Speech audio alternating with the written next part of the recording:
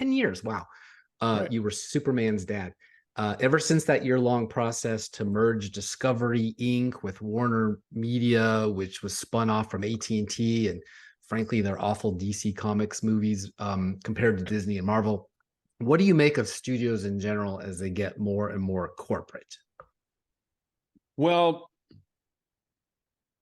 it's never a good idea. I call them non-creatives. It's never a good idea to put non-creatives in a creative or give them creative power or creative control, because screenplays come from some guy, some girl, some team who they've been inspired by some wonderful or tragic thing or scary thing, but suffice it to say, they've been inspired by something. And they sit down and they write a screenplay. And then someone who is creative reads it and goes, wow, this is fantastic. I want to develop this a little further. So let's put some money behind it.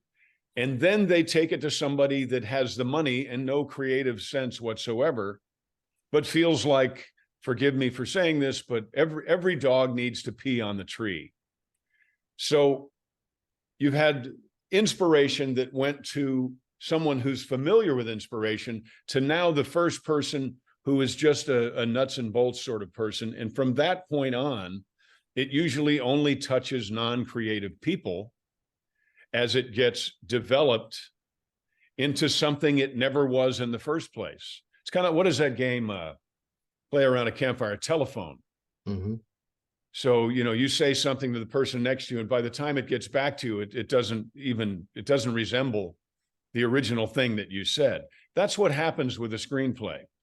And that's why they're so hard to watch, because so many non-creative people have the right to touch them.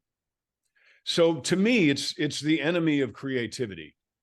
Independent filmmaking, independent music is where real stories are told. And I think anyone who's watching us right now, anyone who's listening right now, will agree that they're more surprised when a studio film is good, yeah, than they are when it's not.